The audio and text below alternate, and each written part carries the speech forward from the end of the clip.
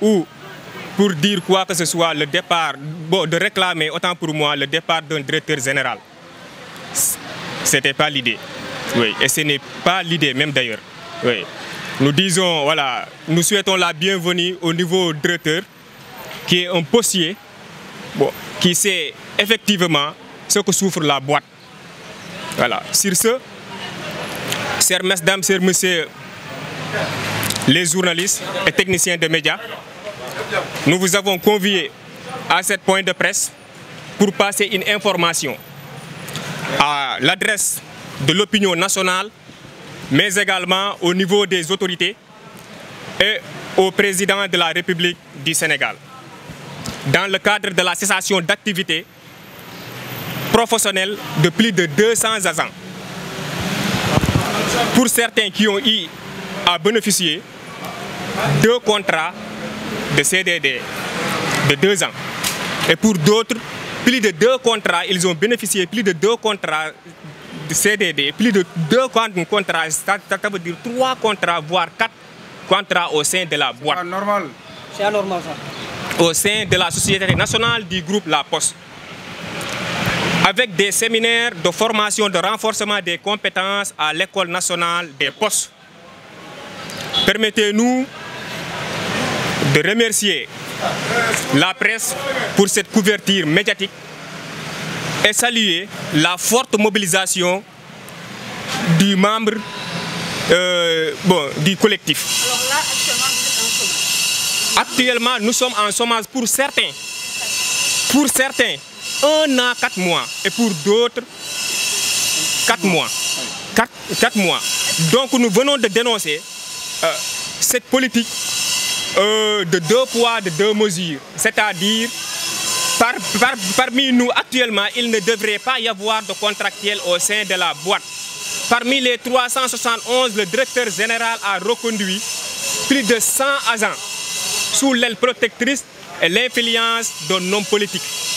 Donc c'est cette injustice-là que nous venons de dénoncer. Nous dit, bon, le collectif a comme objectif et slogan de dire non à la discrimination au sein de la boîte et non à la discrimination dans le monde du travail et de dire non à l'injustice qui se passe actuellement au sein de la boîte. Journalistes et techniciens des médias, chers camarades du collectif, nous vous avons convié à ce point de presse pour adresser l'opinion nationale, mais également du gouvernement et du président de la République dans le cadre de la cessation d'activité professionnelle de plus de 200 agents pour certains qui ont bénéficié de 2 contrats, qui ont eu à bénéficier de 2 contrats successifs. Et pour d'autres, 3 contrats au sein de la Société nationale du groupe La Poste, avec des séminaires de formation de renforcement des compétences à l'École nationale des postes. Permettez-nous de remercier la presse pour la couverture médiatique et saluer la forte mobilisation du collectif. Le collectif compte plus de 200 agents, dont le contrat est arrivé à terme, respectivement le 31 décembre 2022 et 2023. Une situation d'autant plus discriminatoire que certains de nos collègues ont eu à bénéficier,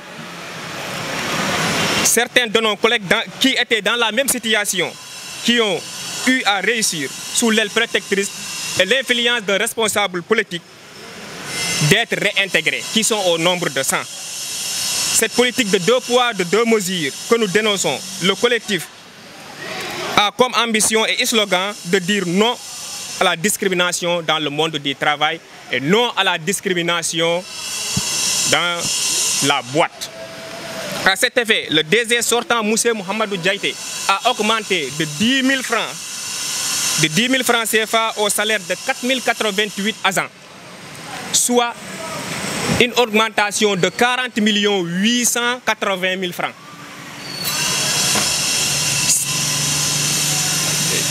Sans oublier également une augmentation de 15% du salaire catégoriel de base, en somme, une augmentation globale de plus de 60 millions de francs CFA qui a été augmentée. Tandis que nous, 30 millions nous payons le mois. Et lui, il fait une augmentation de 60 millions il nous remercie, et alors que nous, 30 millions nous payent. Cependant, vous comprenez aisément cette injustice, la discrimination